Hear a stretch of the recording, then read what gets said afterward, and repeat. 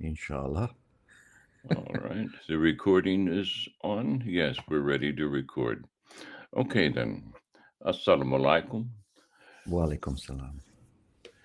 Dear ladies and gentlemen, we're here again for another chat with Brother Leslie Terabezi, otherwise known as Abdul Karim, who is sitting very patiently waiting for us to have this next discussion on revisionism, if you will, in Islam. And he's in Kuala Lumpur, very snugly tucked away under some under some roof there, provided by our wonderful and almighty benefactor, Alhamdulillah. So, Brother Leslie, Bismillahirrahmanirrahim. I'm interested in all sorts of things that productively counteract um, the mainstream narrative that has established what came to us as traditional Islam. The reason being is that, well, it's not really the Islam that we were given by the Prophet. So we need to find out what really is. And I'm sure that over the years, these last 1400 years or so, there have been, just as there has been in Christianity, many individuals who had a hand in trying to reform Islam. Now, there are reformers and there are those who try to reform and do it just for the sake of celebrity. And there are others who actually try to do more than reform. Okay. When we say reform, we're trying to fix something that kind of needs repairing.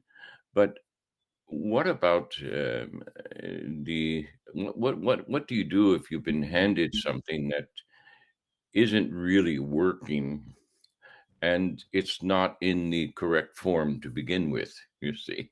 So how do you reform that? You have to revise the entire idea. You have to go back and to the beginning and say, well, that's not what we were giving, and that's what you and I and a few others I had these conversations with.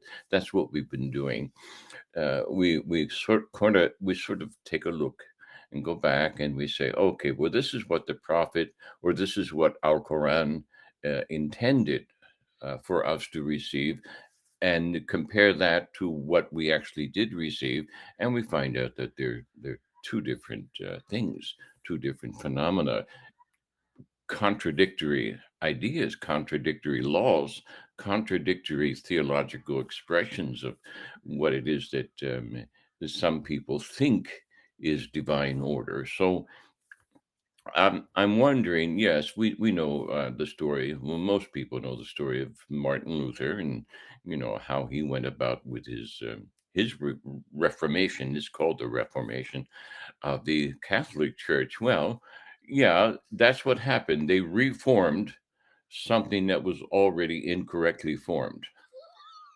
So we can use that term when we speak about the Catholic Reformation, because that's what happened. Lutheranism is just another form of Catholicism. They just removed a few items and allowed the priest to marry, and went on from there. They changed some of the vestments, the outer appearance, but the inner doctrines are pretty much the same, except for that of selling salvation, you see, which is what the church was doing. Anyway, imagine Martin Luther, his day, okay, and this caused an awful lot of bloodshed, all right? So let's not lose sight of that. Um, he worked out a thesis step by step, pretty much like you did. Okay, with your approach to the Islamic approach to warfare and trying to justify it theologically, which there is no justification for it. Um, so that's a straw man argument to begin with, you see. So, uh, but the Catholics actually did establish this, what came to us as the Catholic Church. And Martin Luther said, no, you can't do this. You can't sell salvation. Salvation is this free gift. And then they based it all on this false theology. And so he nailed his thesis to the door. And without the backing of some strong, mighty men like Abu Bakr, whoever those kings were, those little kings were in Germany that stood behind him, they went to war. And eventually, Germany lost that war, because what happened with the First and Second World War was the completion of the Counter Reformation as conducted by the Jesuits. They absolutely, completely destroyed Germany for this reason alone. And this has roots going way back into the Roman Empire and the opposition of the Germanic peoples to Rome from the get-go, you see. And so now Germany stands defeated, and they're pretending to be some sort of a lion over there in Europe, but they're not really the nation they used to be. They've lost. They've lost their esprit de corps, just like Islam lost its esprit de corps. Anyway, Martin Luther did this, and so we can call him a reformer. We really can't call him a revisionist. You see, I suppose there's a difference between them. So he reformed the Catholic Church, and he made it into German Catholicity, which which translates as Lutheranism. And I suppose we could call Henry VIII a reformer. You see, but he didn't have a thesis. He just wanted a new wife, and so we know that story. So is he a reformer?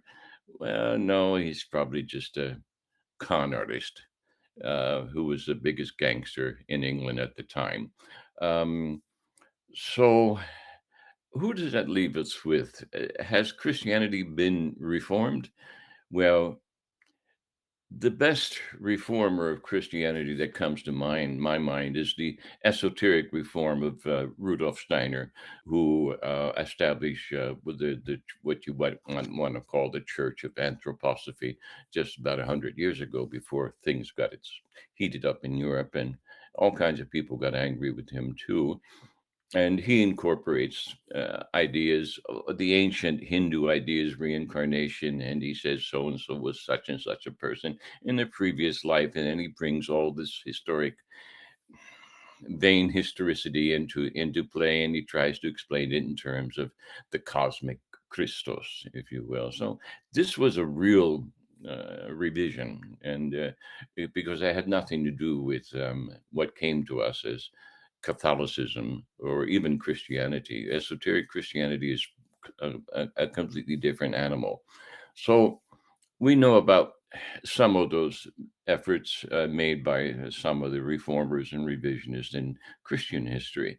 And I suppose that there are equivalents in all of the major world religions and the minor world religions as well. None of these stand without someone who comes along once every 3 or 4 generations that says, no, that's not what the prophet meant. That's not what so and so meant. This is what he meant. And this is what we should do if we want to get back in God's favor. Look around you. We've lost God's favor. The grace isn't there. And what is this grace? It's the manifestation of autonomy, in freedom, in liberty, you see, without having to compromise with some sort of organized gang that is promoting evil and totally submitted to the nafs. So I'm sure that Islam has such people from time to time. My question is, well, do any of these reformers or revisionists come to mind and stand out apart from the others? In your mind, in your experience, in your knowledge of the historicity of Islam, and your knowledge of the theological repercussions that they try to counteract, you see. And how successful were these people? Did they just wind up forming another sect? Or, I'm a novice in this area, so that's why I turn to scholars like yourself when I have the opportunity to try and shed light on this part of undiscussed Muslim history, if you will. So with that having been said, I'll hand the talking stick over to you, dear brother, and see what it is that you can share with us, inshallah.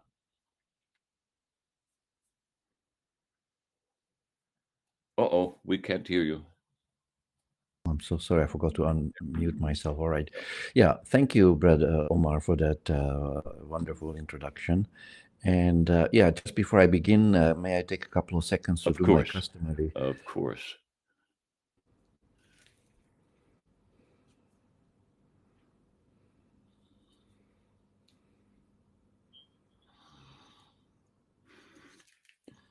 Yeah. So, right now there were quite a few questions implicit in that introduction of yours.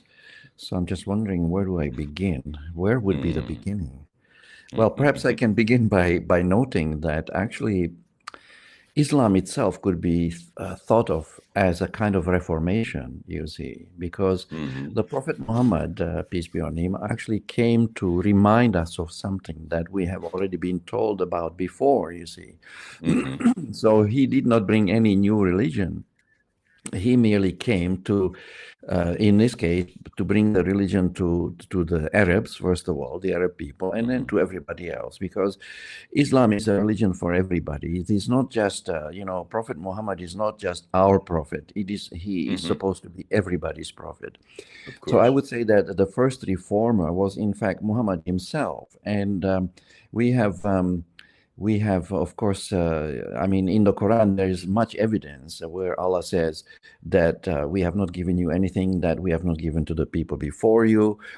There's verse 13 in Surah 42, where Allah says that we have given you from the same religion as we have given to Noah, Lot, Musa, and Jesus. So Islam is actually an extension, a continuation, and a reaffirmation of the previous revelations, and at the same time, it is a correction of some of the misconceptions that have arisen in relation to some of those previous religions or messages. Mostly, I think, relating to Christianity.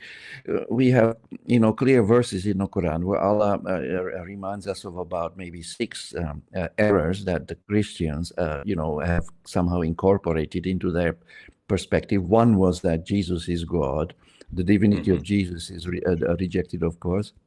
The concept of Trinity is rejected. La taqulu thalatha, don't say 3. The concept that Allah had a child or children is rejected. How can he who has no wife have children? To Allah belongs everything that is in the earth and in the heavens. Then we have also the rejection of the doctrine of vicarious atonement, that someone else can die and pay for our sins, which has become part of the teaching of Christianity. And of course, there's also a rejection of monasticism, which, according to Allah, the people have invented for themselves. So these are some major corrections to the misconceptions that have arisen through misinterpretation of the teaching that was originally given to Jesus, peace be on him. And from this, we can also draw another general lesson, is that every time a messenger comes, several things happen. Some people reject the message, and those that accept it, some of those who have accepted it later on somehow distort it. I would say the word deform is not too strong. Deform it even. So a deformation requires a reformation to put it back into its original shape, so to speak. So here's where scholarship comes into play, but we need the kind of scholarship which is reliable, you see, and which draws its methodology from the Book of Allah itself. Because what I have seen so far in my own investigation of these issues is that the standard Sunni mainstream methodology of tafsir or exegesis or interpretation of the Quran is based on assumptions that directly openly contradict the several teachings of the Quran, namely that the Quran is a clear book, that the Quran is a book that explains everything in detail, and that the Quran is a coherent book, in other words, free of contradictions. Now, traditional Sunni exegesis denies all these 3 characteristics of the Quran. I don't know how they managed to, where they got the audacity to contradict Allah on these 3 issues, but traditional Islam ulama claim that no, contrary to what Allah said, that the Quran is a clear book, we find some lack of clarity there. For example, he did not specify whether he meant biological daughters or adopted daughters when he spoke about the daughters, you see. And they also, like Al-Shafi, for example, try to convince us that among the unclear words in the Quran, which somehow Allah did not, clarify, are the two, important words, salat and zakat. You see, according to Al-Shafi, Allah did not tell us how many rakat we have to do to do our salat. And according to Al-Shafi, once again, Allah did not, specify how many percent we have to pay of our zakat, you see. So for this, we need to go outside of the Quran. So these, I think, problematic allegations against the Quran by someone with as much, influence as Al-Shafi basically opened the door to going outside of the Quran to look for sources that will clarify the clarifying book, so to speak, and that will complete the missing details, the details that will furnish us with the details that are allegedly missing from the Book of Allah. So these characterizations of the Quran, that it is unclear and incomplete, I think are completely out of place, and they should be rejected firmly, and an entire new methodology of exegesis should be built based on the assumptions that are in line with the teaching of the Quran, based on the assumption that indeed the Quran is a clear book, and indeed it is a fully detailed book. There's nothing missing from the book, you see. And also, of course, for the allegation that the Quran contains contradictions, the ulama, including Al-Shafi, went to the so-called doctrine of abrogation, whereby they claimed that verses revealed later abrogate verses revealed earlier, and this is how, according to them, we can get past these alleged contradictions. But to me, once again, this is not an accurate characterization of the Book of Allah. There are no contradictions in it. The contradiction is perhaps in the mind of the reader. And the Shafis and the Hanafis, unfortunately, they built an entire system based on these false premises, weak foundations, actually foundations that have no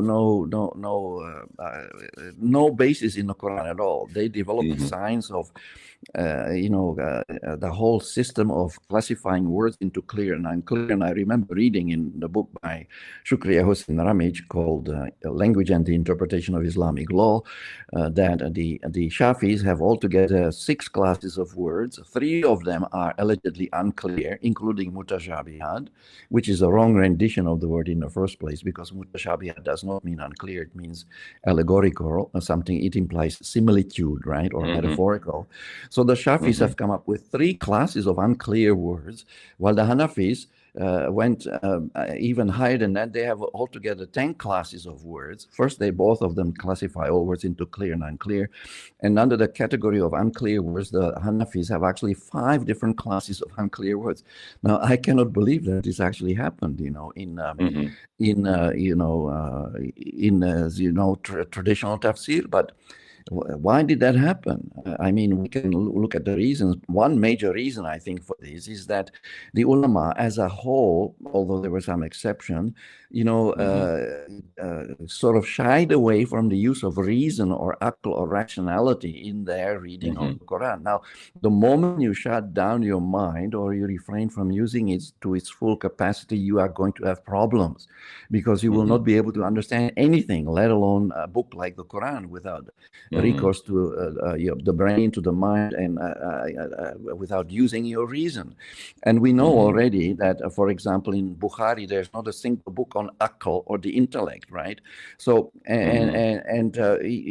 it's, and this is very strange, because also we have, Shatibi, who postulated the protection of the intellect as one of the higher objectives of the Sharia.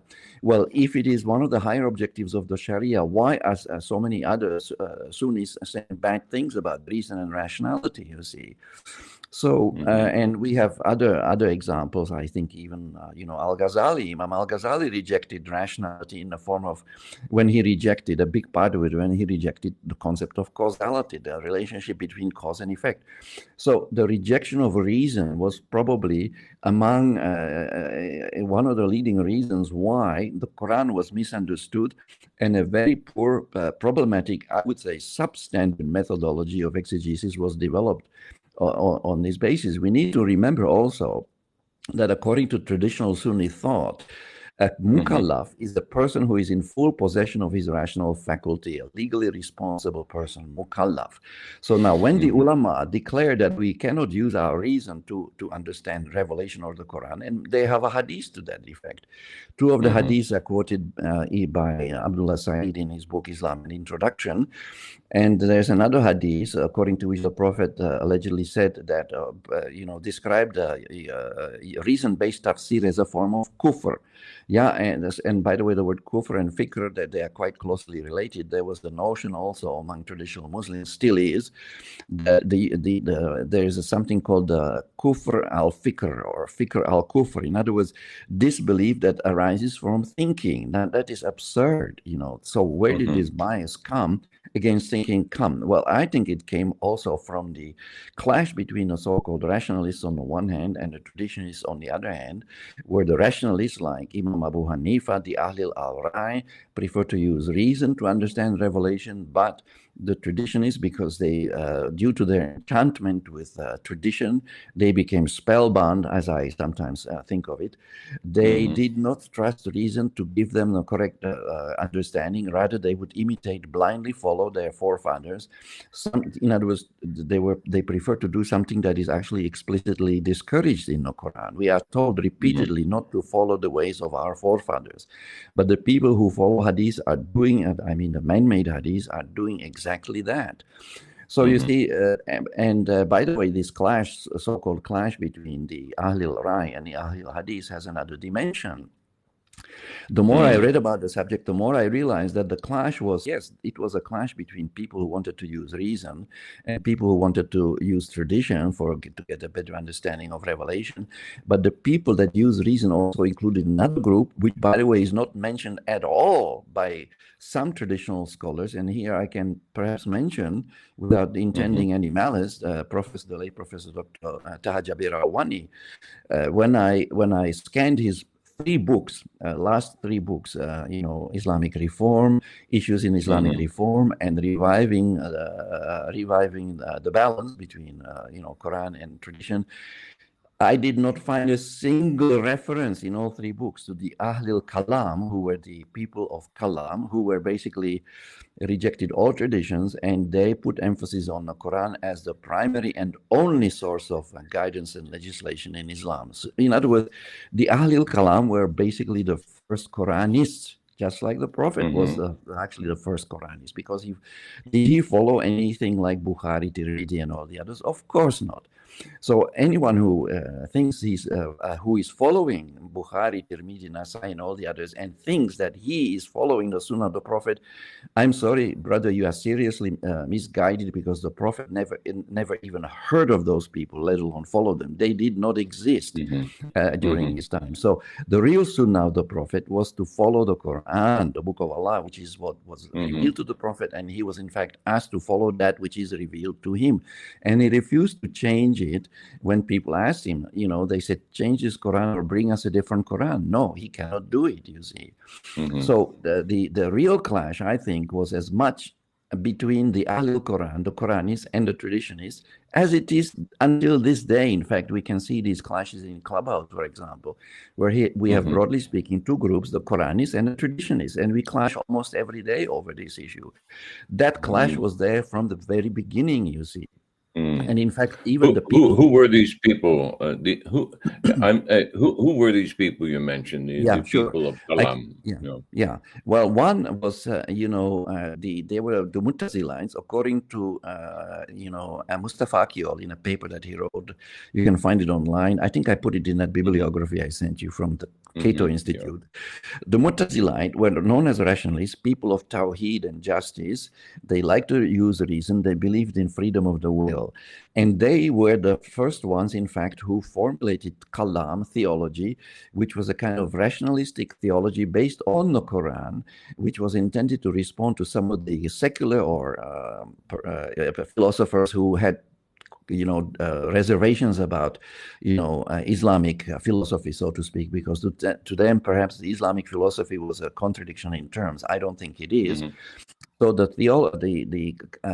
Kalam, the theology, Islamic theology, was formulated as a way of responding to these rationalistic, I suppose you could call them attacks on the Islamic faith. So the Mu'tazilites were, in fact, the ones who first formulated, the Kalam. So many of the Mu'tazilites were, in fact, Ahl al-Kalam, and one of them, in fact, his name was,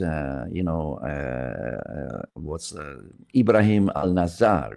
He was a Mu'tazilite who was also a people of the Ahl al-Kalam in the sense that he rejected all man-made traditions. He did not accept a single one.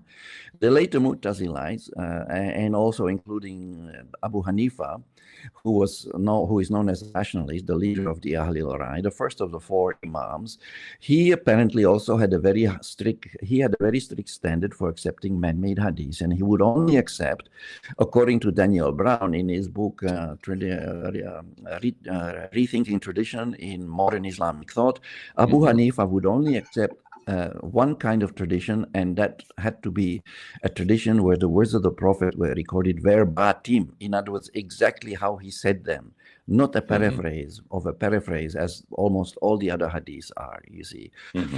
So we had this, conflict from the very beginning. And later on, you were asking me earlier about who were the people who were standing up, against this revisionism. Well, among the first people were the Ahl al-Kalam, in fact, you see.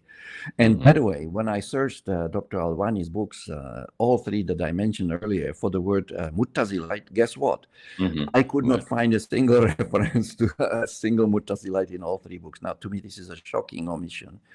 When I was young, still living in the communist Czechoslovakia, my father, who himself spent 3 years in a hard labor prison camp, showed me a photograph one time, and there were some faces were completely missing from the photograph. They were brushed out, but as if they never existed by the Stalinist, apparatchiks or whoever was responsible for erasing them from the memory of the people and from history. Now, my question is: are we witnessing something similar happening in the world of Islam? If we are, then we should be very, very concerned. You see, I always suspected this. Right. I always suspected this. I don't blame you. So this is very bad scholarship, actually, if you ask me. In fact, I just had the idea to write another book on this very issue. So, in fact, I got started on it earlier today, and it was like I was experiencing this, mini tsunami. The ideas were so many, and they came so fast. I was writing, like there was no tomorrow for about an hour and 3/4, and at the end of it, I have, I think, 21 pages already of text. So, really, I think this has to be highlighted. The sloppiness in traditional Islamic scholarship is just unbelievable. Really, I have to say, and also misrendering words. Like, for instance, Imam al-Shafi are trying to convince us that the word hikmah in the Quran actually means the sunnah of the Prophet. Please. The word hikmah means wisdom. It does not mean the sunnah of the Prophet. Or other scholars are trying to convince us, like the Shafis and the Hanafis, that the word mutashabihat means, unclear, some kind of lack of clarity. No. Mutashabihat means allegorical, metaphorical. It implies a similitude. We read phrases like tashabahat qulubuhum in the Quran, meaning that their hearts are similar, and the fruits that we are going to enjoy, those who make it in paradise, are similar to the fruits, that we have had here. So this is very, very problematic scholarship, brother. I just cannot get over it. Well, let me hypothesize something here, based on what I've just learned from another student who's attempting to revise our perspectives on actually what happened in early Islam. Now, I just reviewed a video one of my students sent me a few days ago, having to do with the early caliphs, the ones called righteous, And without exception, they all rejected the Hadith. Matter of fact, Abu Bakr, for example, had a collection of 40 or 50 Hadith, and he brought them all. 500, brother. These. Well, I don't remember the Yeah. number, but Yeah. he had a collection of these Hadith, which he had written himself. You see, from what, if I understand the author correctly, and he just burned them, and he wasn't the only one to do this. So let me take this a step further. These people of Kalam, who you mentioned, these Mutazilites, if you will, they must have known this. I mean, they had to have some firm ground upon which to stand. Okay. Now, if I'm the next generation coming up, and I have witnessed something as a young man, let's just say, okay, maybe I haven't reached my mature majority yet. I'm, 37 years old or whatever the case might be. I got a couple of kids, and I've been bloodied in battle, and then I see Abu Bakr doing this, and then I live long enough to see another one of the caliphs do this. That's going to give me a firm ground upon which to stand after their deaths, and someone else wants to raise these dead hadith, you see, and I can stand there and firmly say, no, this is wrong. This was forbidden. This is haram in a certain sense. And I can say from primary experience, this is what so and so did about these. They rejected them all, including the prophet. I was there. I saw them do this. So this group of Kalam people, you mentioned, these people of Kalam, they must have known this. They must have began there. There had to be a nidus of witnesses there who were convicted. They stood with conviction, having primary experience, not just having heard this from so and so and so and so. No, no, no. They knew. Okay. Is there evidence for that? There's not much evidence, and I'll tell you why. Because a lot of Hmm. the work of the Mu'tazilis was destroyed, deliberately Uh, destroyed, when the traditions mhm, came to power. That mhm, happened also as began that process resumed when Mutawakkil reversed the policy of the Mu'tazilites and upheld tradition over against the Mu'tazilite doctrine. You see. And mhm, of course, the rationalists were also persecuted. Yeah, they were mhm, chased out of their jobs and so on. They had to find refuge in other countries. And let us mhm, not forget that the pressure on the rationalists already started the century before that, in 786, when 5,000 of the rationalists were slaughtered, brutally murdered yes. by Musa al-Hadi, in what I Mhm, sometimes refer to is as a reign of terror, which is comparable to the reign of terror that happened 1,000 years later in revolutionary France in 1792, when 16,000 people were slaughtered at the guillotine for the crime of supporting the monarchy. You see now, and they were slaughtered mhm, in this case, ironically, by the rationalists, the people yes. who supported the Age of Mhm, Reason.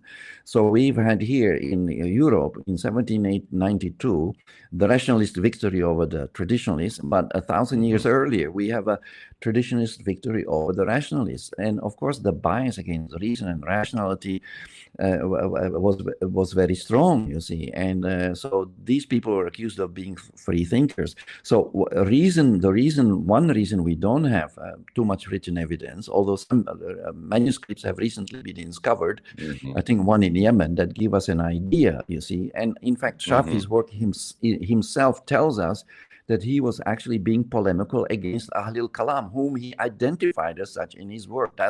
That's how we know that he considered them to be his real adversaries, not so much the Ahlul Rai, you see. But even with Ahlul Rai, we need to remember there's evidence that even Abu Hanifa was actually that he died in prison, but that he was actually poisoned. He was murdered in prison. There's some evidence to that effect. So you mhm, see, it was a very and even Taj Rawani, who even though he portrays the struggle as being between the people of opinion of Ahlul Rai and Ahlul Hadith, even he refers to these conflicts as a battlefield, right? So there was a battle of ideas going on, and at the same time, the battle was also fought out politically on the ground, so to speak. And the reason why the traditionalist orthodoxy was established was not due to the force of arguments, rather it was due to the force of arms. This was actually Mm-hmm. brutally imposed on the community. And on Mm-hmm. top of that, the ulama declared that anyone who disagrees with them has committed apostasy. And you know what awaits those who commit apostasy? The death penalty. In other words, Yes. how the traditions enforce the uniformity on the ummah, the traditionist perspective, this traditionalism is by threatening anybody who disagrees with them with death. They created a Yes. climate of fear, a kind of, and they used what Shahrur calls intellectual terrorism from very early on. Yes. Yes. And that was Yes. how traditional Islam prevailed, as you know. In that. I'm not saying that traditional Muslims are violent or anything. Most of the traditional Muslims are very peaceful, but back then it was a little bit different. And we Yes. still see some evidence of hostility towards people who take a different route. We know about the assassination of Rashid Khalifa after a fatwa, a very ill-advised fatwa issued by 38 ulama, I think less than a year before that. So and people have been chased out of countries like Egypt. There's a fellow called Al-Subhi.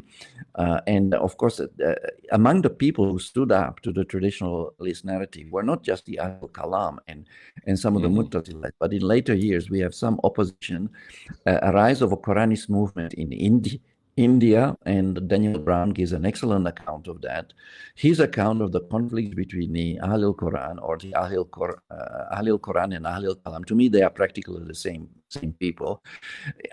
And the Ahlul Hadith is, I think, a much more accurate representation of what really happened than what we get from more traditional sources like Jabir Awani, who completely leaves out the Ahlul Quran, Ahlul Kalam, although he does mention the Quranists once by name, but only to make a derogatory remark about them without actually taking the trouble to explain their views.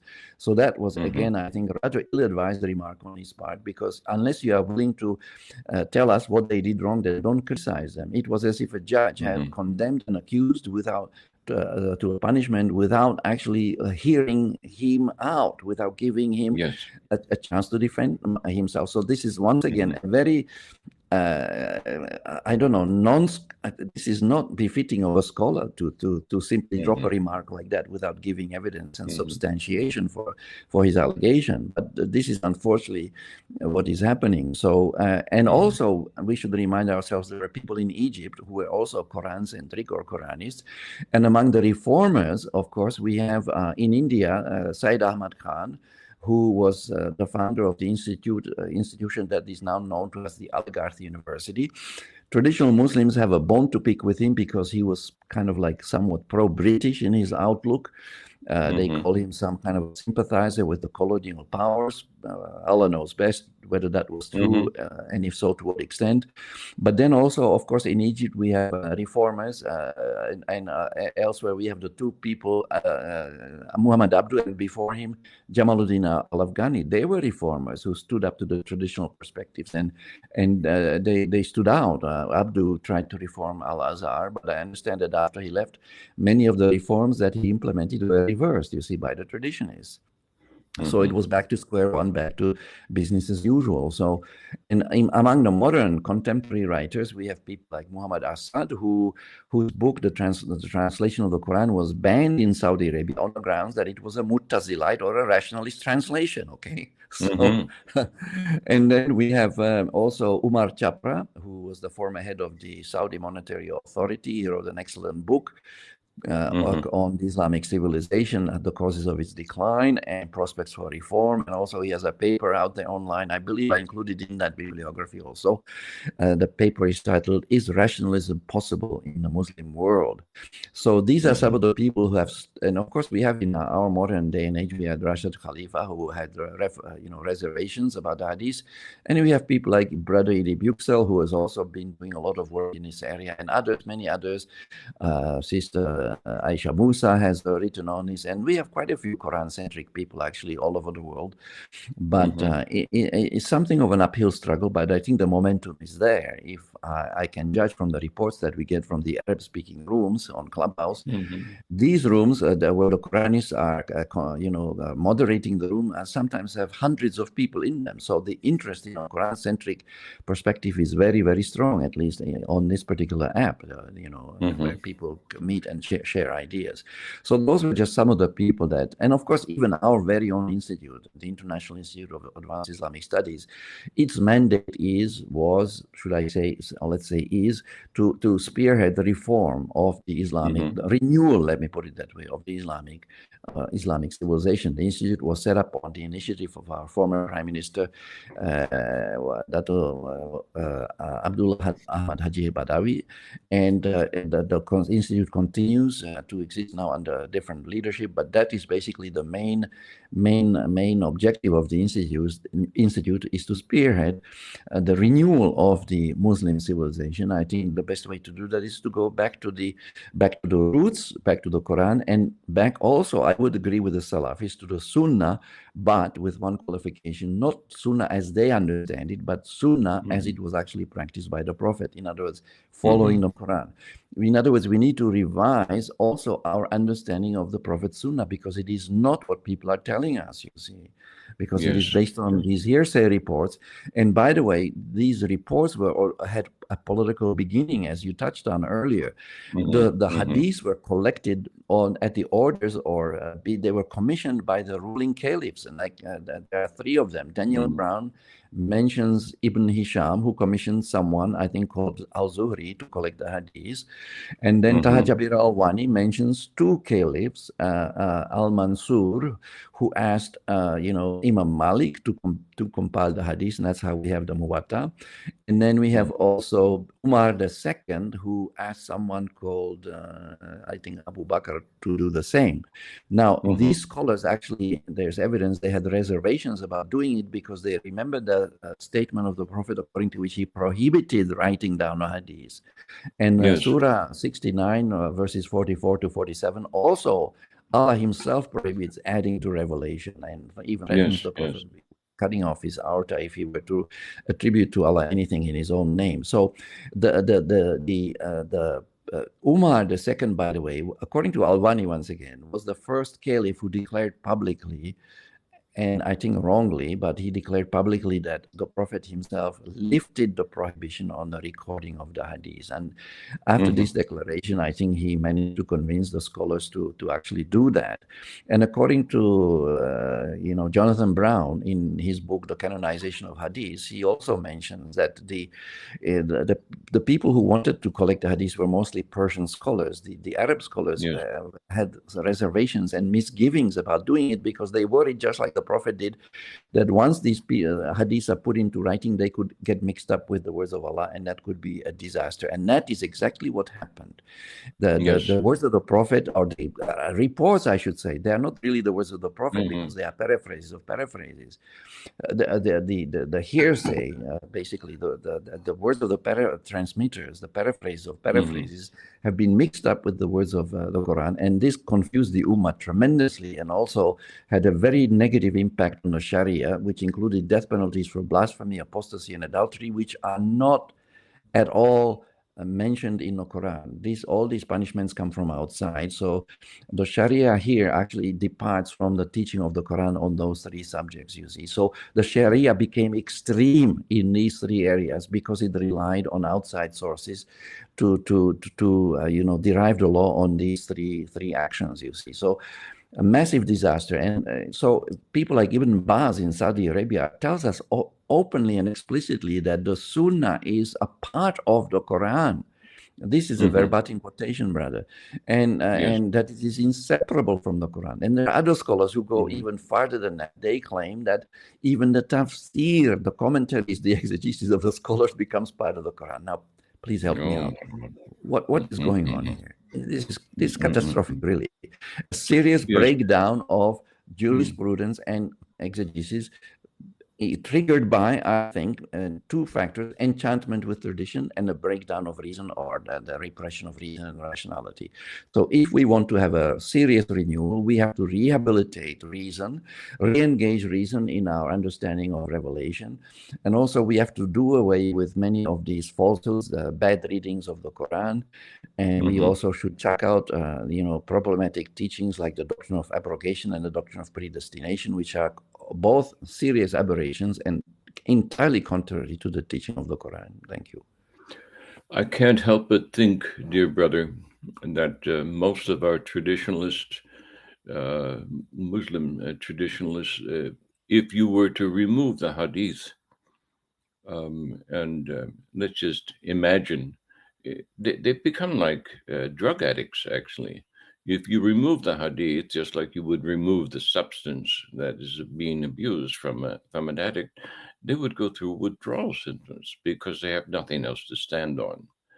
You see, every time I enter in, I don't have these conversations anymore because it turns into a boxing match, and then I wind up shadow boxing this straw man that doesn't really exist, and they insist on pushing this straw man in my face and say, what about this? And what about that? And what about this? And what about that? And nobody's referring to the Quran. Very few people. And when they do refer to the Quran, they automatically refer not to the Quran, not to the Arabic, but to the misinterpretations that are presented in the tafsir. So it's very, very difficult to imagine. Well, not for me, but it's very difficult for most Muslims who hear conversations like we're having here to imagine Islam without the Hadith. You see, well, then what do we have? You remove the Hadith, and what do you have? Well, you have a whole millions of people are going to break out into a cold sweat until they actually go through the complete withdrawal symptoms, and then perhaps on the third or fifth morning or the third or fifth week after withdrawal, they wake up and they say, really see the Quran for what it actually and truly is. Now, there are scholars out there who are looking at the Quran and they're solely using the Quran, you see, to interpret itself, which is what the Quran says is possible. But if you're basing yourself and your entire rationalistic process on a straw man that doesn't exist, on these vain imaginations, you'll never be able to see the Quran for what it actually and truly is. You won't be able to perceive these layers and layers and layers that constantly expand. You see, who was I talking to? Oh, it was Instructed Bilal. I said the Quran is a living organism. And they said we mustn't forget that even the material world is alive. It's constantly going through transformations. It's constantly going through an evolutionary process to become what it is that Kun Fayakun wants it to be. You see, so if you hang on to these traditions, it's a kind of oppression. You see, it's a repression of the rational process. It's a repression of the use of the right and the left brains, these two horns, if you will, that represent the entire unification of the process of mentation, the process of thought, which is given to man. It's not given to the animal kingdom. It's given to us. It's not even given to the angels because there are certain things that the angels can't imagine, So they have a limitation. These other creatures have a limitation uh, uh, that Adam, if you will, human beings do not have. You see, we can constantly enter into this world of Kalam, if I can use that term. We can enter into that world under guidance, you see, true guidance, and then begin to take part in this ongoing creation, this ongoing recreation, and this ongoing expansion of what it is that Kun Fayakun is manifesting in the universe. On the other hand, if you repress this thought process, then this expansion doesn't happen. This growth, this development, this evolutionary process, which is built into kun fayakun, it's already there. It's a becoming, it's a constant dynamic becoming, you see. And it doesn't happen. So that is a form of oppression. And we know that the Quran has an awful lot to say, and it's not good about the oppressor. You see, the oppressor is not permitted to enter paradise. It's just there's no place for him there, and there are a lot of I would say liberal-minded people have a tendency to be all forgiving and all merciful, but Allah is all forgiving and all merciful, but there are limitations even to His mercy, and he pretty much spells them out if I read the Quran correctly, and it's frightening. You see, because there's a separation that's coming, and this is a separation from divine grace. And if you're separated from divine grace, but you're not separated from consciousness, you see, well, imagine that hell, you see, to be alive and never enter into grace, never enter into favor again, never enter into joy, never enter into the process of becoming whom you were created to be. You see, so what are Muslims becoming? Then they're becoming what someone else defined they should be. You see, and this is a repression of the future. This is a restriction. This is not an expansion of consciousness. This does not reach out into the four corners of the universe to embrace the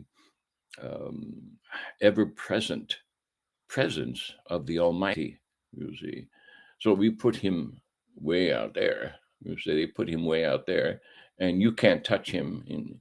He can touch you anytime he wants, but you can't touch him. If you want to touch him, you got to come to me, the priesthood, you see. And so when I saw this, I said, well, this is why I left the Catholic Church.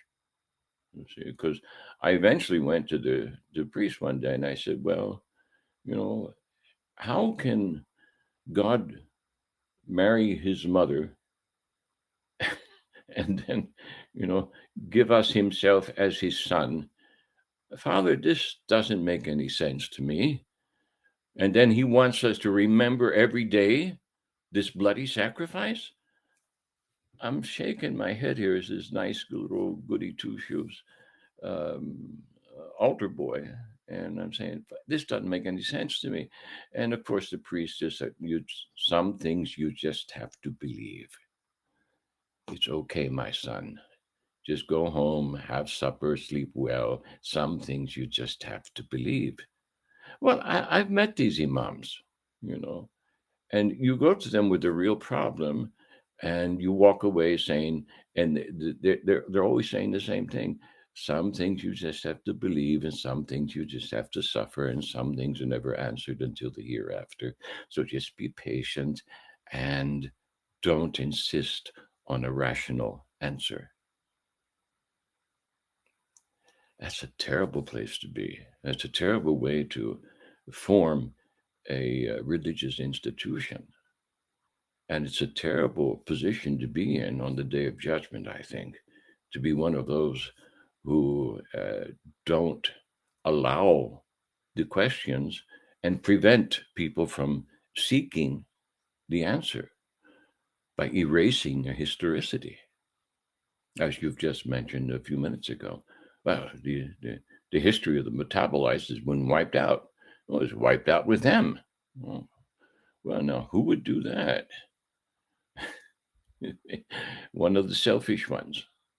You see, there's your answer right there. One of the selfish ones. So, what I'm trying to do, as we're going along with this dialogue here, dear brother, is say, okay, well, who were these selfish ones, and who were those who succumbed to the doctrines of the selfish ones?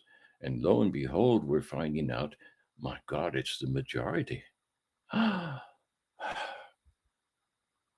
It's the majority.